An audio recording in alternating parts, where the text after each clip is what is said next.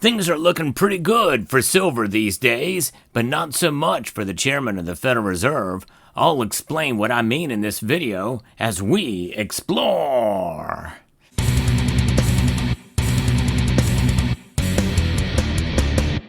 Yes, some of you may have also been fooled by a letter that was posted on the X platform earlier in the day. In fact, it fooled a nationally syndicated talk show from which I assumed was correct in saying that Chairman Powell had resigned. He did not.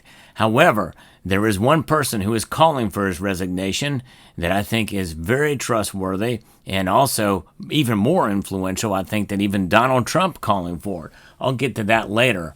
Let's talk about what happened in the precious metals markets today, because silver is continuing to impress us today, that's for sure. In fact, it is so impressive that, hey, you know what? You can still save on silver when you buy it from Summit Metals, based off the $10 that you can get off for orders over $500. The discount code will be posted in the description below. That offer expires on the 31st of July. But remember, folks, when you're buying silver, you have to understand that the prices can move in either direction. I posted a video this morning about how when will silver hit $40 an ounce? And most of you believe it's going to happen soon. In fact, some of you even said it's going to happen today. Nonetheless, silver is closer to that now. It got up to as high as $39.36. Right now, it's sitting at $39.32, up 34 cents today. That's a 0.86% increase. Gold is also up about a percentage point to up $33.70 to $3,431.40. Folks, for gold, that is near an all-time high again. It's just under $70 shy of that all-time high. Yes, indeed it is. Platinum actually didn't move at all today, and palladium is up $16, and that's moments before the markets close. So what's going on here with silver? Well, we see that the London trade, silver and gold, have risen fairly substantially today, with price marks respectively as global stock markets fell together with the U.S. dollar amid yet more calls from the Federal Reserve Chief Jerome Powell to quit or get fired. His resignation speech is coming soon, said U.S. Federal Housing Director William Puth on X, and also retweeting President Trump's personal congratulations on an outstanding job, apparently against the radical left weaklings. If Powell wants to see his term through, I think he should, and if he wants to leave early, I think he should, said U.S. Treasury Secretary Scott Bessent. That's right. And so I think that that is something that he's saying either way, but pretty much saying that that he probably should resign. If Chair Powell's objective is to safeguard the Fed's operational autonomy, which I deem vital, he should resign, said economics professor and advisor at giant German insurance firm Allianz, Mohammed Al-Arian.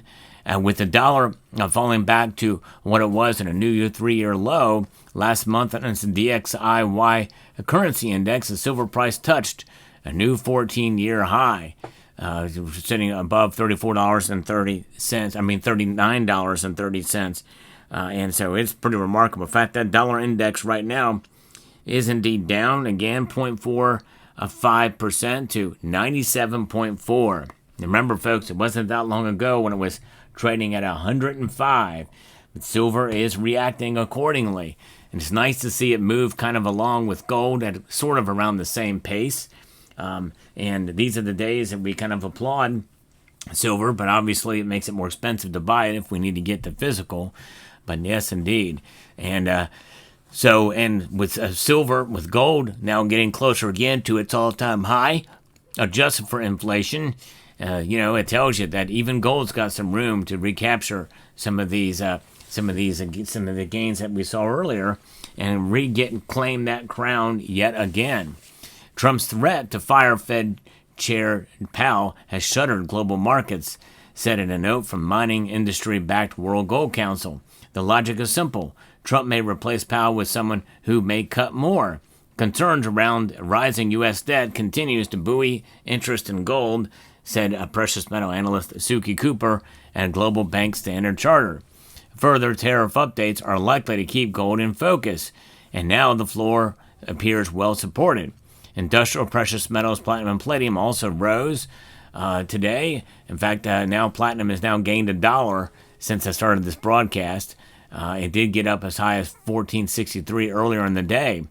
And so we're watching this and see what happens, but it's pretty amazing. Last time silver was this high, according to Jonathan Butler, precious metals head of business development and strategy at Japanese conglomerate Mitsubishi, it was on a downtrend from its all-time high of almost $50 in the Eurozone crisis, U.S. debt ceiling, and first ever U.S. sovereign debt downgrade.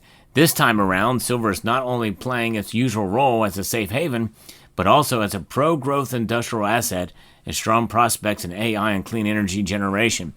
In fact, folks, this is what makes this different and more exciting to see silver's price rise, is that as we continue to see it rise slowly, that's better than a massive jump.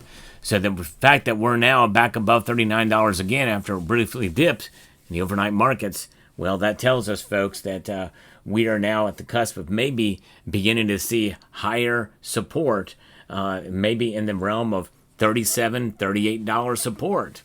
In other words, those are areas that are going to be very tough to break through to the downside if you continue to see the steady climb upwards with minimal dips down into the 38 range as we now get to the strong psychological $40 level.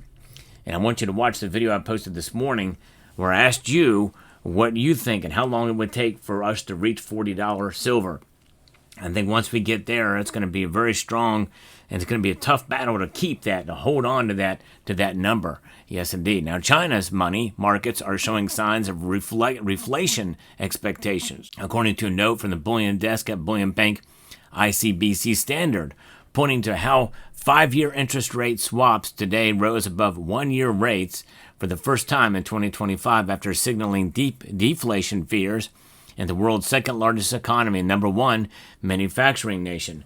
And there's a lot of mystery in China because there's no real official news source there that can be trustworthy.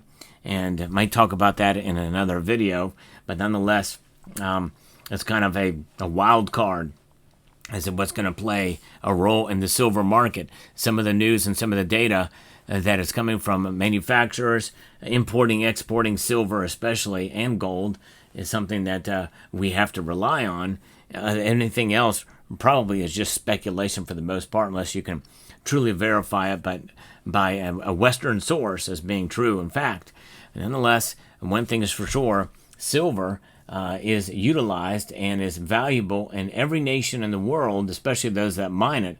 And big mining nations in China outside of Mexico include Russia and China. And so those are going to be power players. Certainly with Russia, with stockpiling silver from its as a bank reserve or a strategic reserve, maybe tied to the central bank, as well as China importing unrefined silver, is going to be a powerful motivator for the industrial demand for the metal moving forward. So we're going to keep an eye on all of that. Now, as I continue to watch these markets, I have not done a revised prediction video. I've done 2 so far this year, and in those 2, silver reached those predictions. And the first one was $36 an ounce, and then $39. It got to $39. So what am I going to do next? Every single prediction I've made for silver has been bullish, and so I'm reluctant to throw it out there again as we're more than halfway through the year right now as to whether I should do another prediction video. Let me know in the comments section down below if I should do another prediction video, and if I'm going to put myself out there again to see if I'm right again, to see where silver is going to go. I do have a wager with somebody for the end of the month for silver, and we'll see if that happens or not. But nonetheless, it's fascinating to watch these markets. It's exciting for those of us who have been waiting for this price action to happen for a long time. For others who want to buy, well, it might be a little discouraging. As a buyer, we always want the prices to be lower. But remember, we should not, and I repeat, this is extremely important, folks, we should not let price dictate the value of silver in our own minds. Let me repeat that. We should not let price dictate the value of silver in our own minds. That's extremely important because we must think outside of price. In other words, how silver is measured by the number of these fiat currency notes that you see before you here. This is a debt instrument that loses value every single year by design. And so when you come to understand that we're measuring it by these things, yeah, this is the world's reserve currency. It's the top. It's number one. There's no other currency that comes close. But notwithstanding, and even knowing that we exchange goods and services and we transact in dollars, there's something about having wealth outside of the system. And to me, that is one of the most valuable things that silver serves. That's number one. Number two, it's a savings vehicle. It is a way to save. It's pretty liquid, and that liquidity is dependent on the market at the time, the supply chain. We're seeing that right now play out. We saw that play out in 2021 and 2022. But number three, it is a hedge. It is an insurance policy against economic instability. And I tell you, we've had a lot of economic unstable moments, through the course of the last year or so, and geopolitics as well.